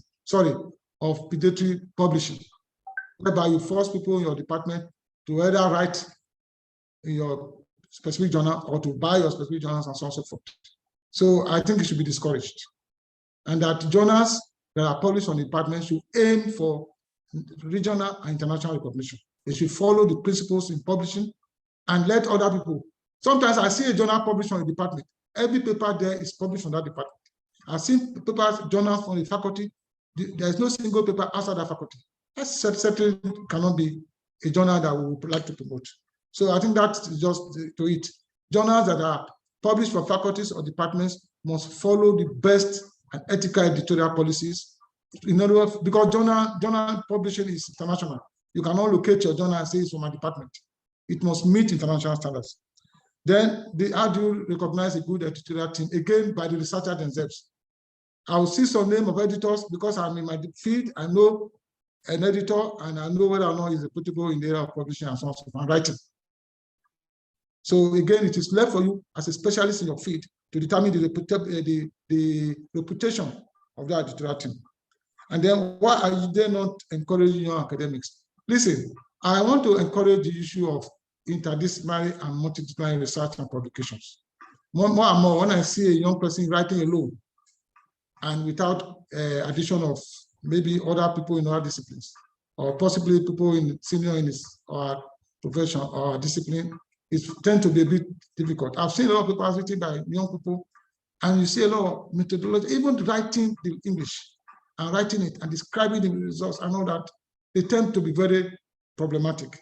So I believe that young people that are starting, they should be part of a team, research team, and that team should be tried as much as possible to be multidisciplinary and interdisciplinary, and so on and so forth. They get a higher chance of being published. And then particularly if I've also seen papers that were published by younger academics, they put the names of senior academics, but I was very sure that those senior academics did not read those papers because of the problems in those papers. So remember that whether you are young or older, it is the same way that the access journal, any publication that you will be assessed. Nobody is going to say, because you are a younger academic, therefore they should forget about science, forget about rigor, forget about internal validity, forget about external validity. You must write science according to how science should be written. And in order to do that as a young academic, you must partner with senior academics. And then finally, why is your research, when your research is plagiarized, what do you do? Plagiarism is a very serious offense. So I'm not the one to tell anybody what to do if your work is plagiarized. Please report it. And that's the reason why these days, many journals have plagiarism checks. They have a way to plagiarize, to check whether there's plagiarism in a published paper. And the journal should please reject if it's more than, I think, is it 20% or 80%? Then that journal should quickly return the paper back to the sender. Now, on a final note, let me say two things. One of the ways to know a reputable journal is to ask them about their rejection rate. A journal should not have anything less than 50% rejection rate. That's the truth. Because some people send paper to you, they think, oh, want to try this one, they try journals, they don't even focus. So if you ask a journal what's their rejection rate, and they say my rejection rate is 10%, that means they are trying to encourage you to come and submit to them because your papers are not likely to be rejected. The average rejection rate of a good journal should be about between 40 to 50%. So if somebody gives you a very low rejection rate, know that that journal is likely to be a predatory journal. So thank you very much. Thank you so very much, all the participants. I will see if Dr. Dugnan is online. So we can give him like 2-3 minutes to say some final words. Dr. Dugnan, are you online? Please unmute yourself if you are.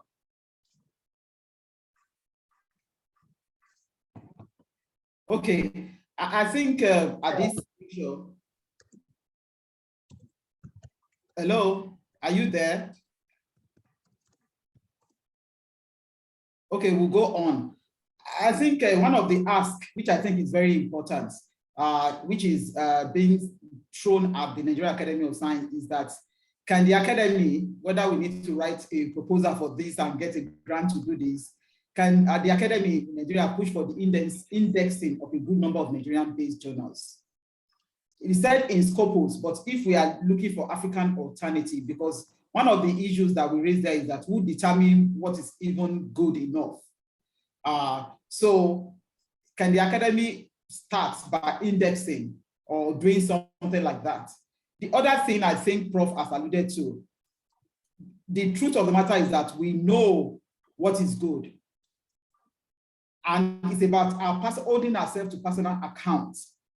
If a journal is not good enough, most of the time we know, we are aware that is an iffy journal, is not a good enough journal. We know, we have ways of checking. We are scientists.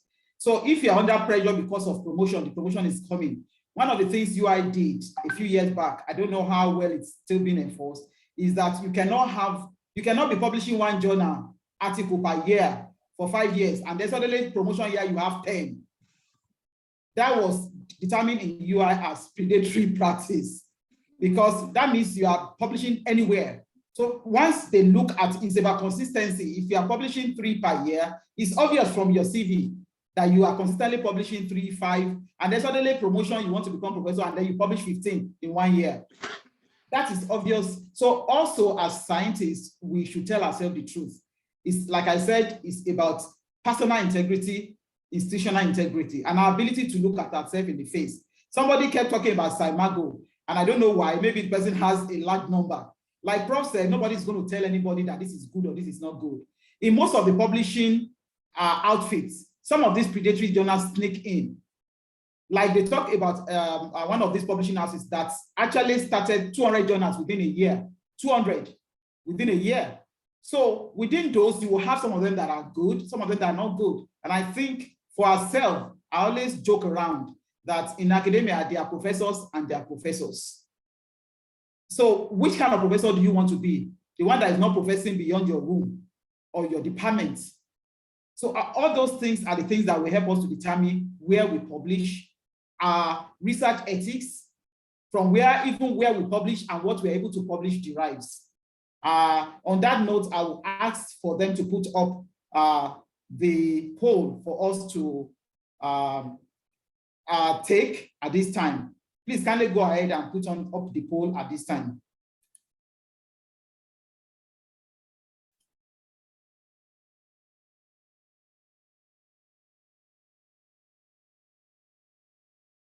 And the speakers, participants at this time, if you have any burning things or anything that we missed, that you want us to discuss, we can't really take any more questions.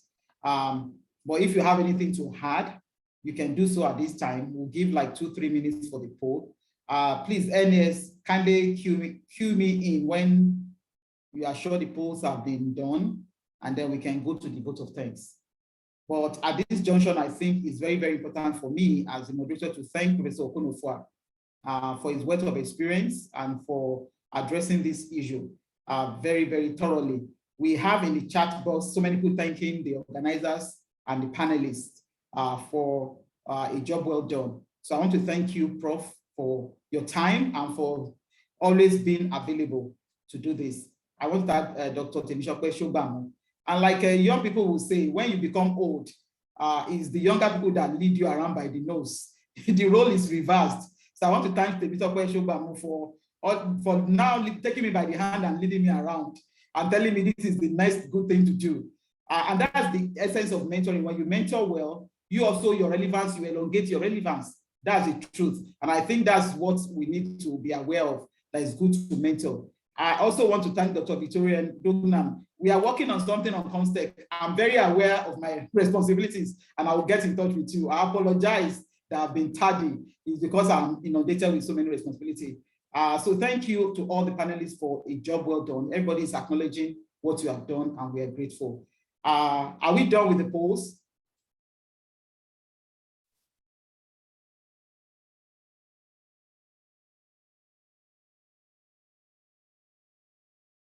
Shane, are we done with the polls?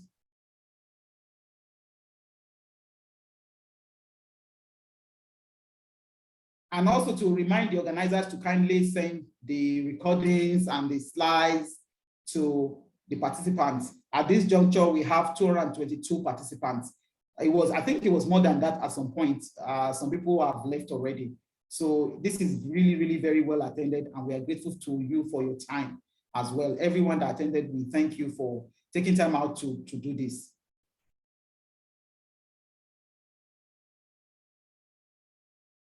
So the poll is still ongoing. So I'll call for the vote of thanks at this time so that we'll save time and we'll do both at the same time. Vote of thanks.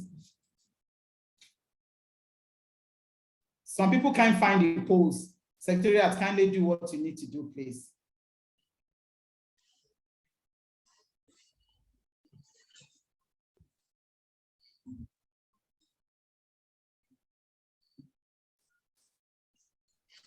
Well, I think it's to thank you. You have helped us thank everybody, but nobody has thanked you. So thank you very much, for moderating so excellently. And we are happy. I thank also the president who is still on for all the leadership and support for making this happen, and to assure the participants that some of the comments and suggestions made to NAS are taken on board, and we'll do the best possible to implement as many as are practicable.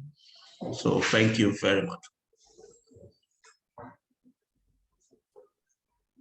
Don't mind me, I'm somebody that is the way I speak that I do everything.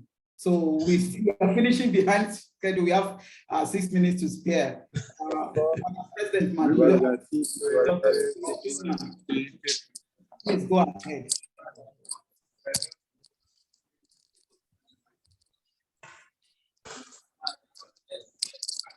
Hello. Do you hear me, please? Yes, we can hear you. Oh, thank you very much. You know, I think some problem with my network and also the place I am. I'd like to thank everyone every week. I'm very sorry for that. I hope we all enjoy the session. Thank you very much. Thank you. The other ask, and I think it's very important, is for it will be good for us to have the database of the participants because they are asking for to be invited for the next webinar.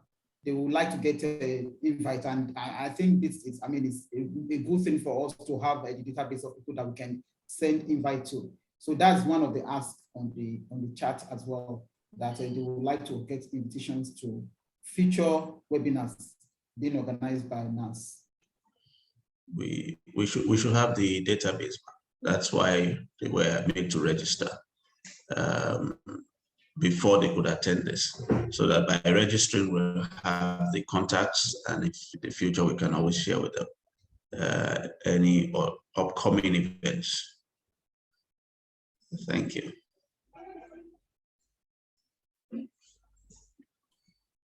I think the poll is done at this time, and if Madam President will want to say a few words, I mean, we still have time to do that. We have 4 minutes to spare.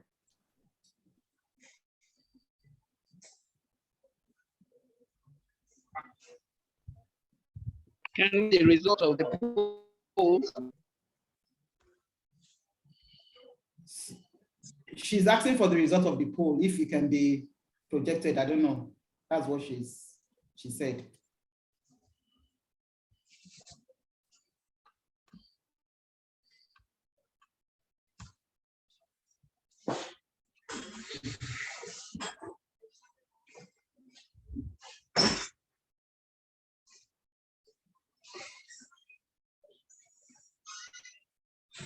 I can see people are also dropping their email addresses, but like Dr. Odubanjo said, if you registered for this, they already have your email address.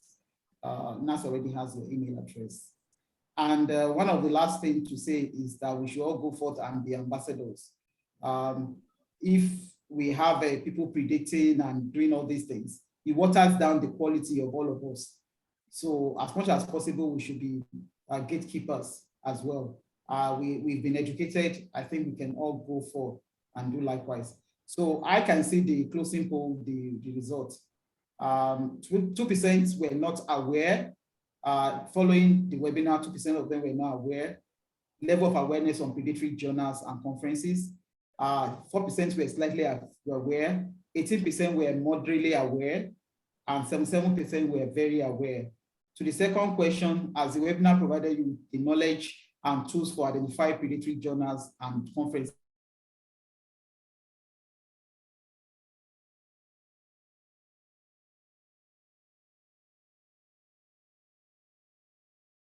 friends.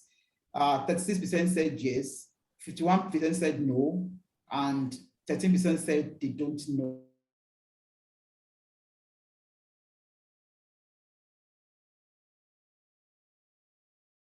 Following in Nigeria, 89% said yes, 2% said no, and 8% said maybe, and 1% said they do not know. Should Nigeria be making efforts to combat predatory journals and conferences? 98% said yes, 1% said no, 1% said maybe, and 1% declared that they do not know. That's the report of the closing poll. And there's a question here, and I think it's good, being somebody that's been a young person, how can I become a member of NAS? We have fellows of Nigerian Academies of Science. And if you go to the NAS website, you can see when the call and all the steps you need to take if to be a fellow of Nigerian Academy of Science. On that note, I want to thank Dr. Dubande for thanking me. And I think at this stage, we can all take a leave. Also, I want to acknowledge and appreciate Dr. Mohammed Ibrahim, who is the president of Nigerian Young Academy as well. And I want to thank NAS for the privilege to moderate this important webinar. Thank you.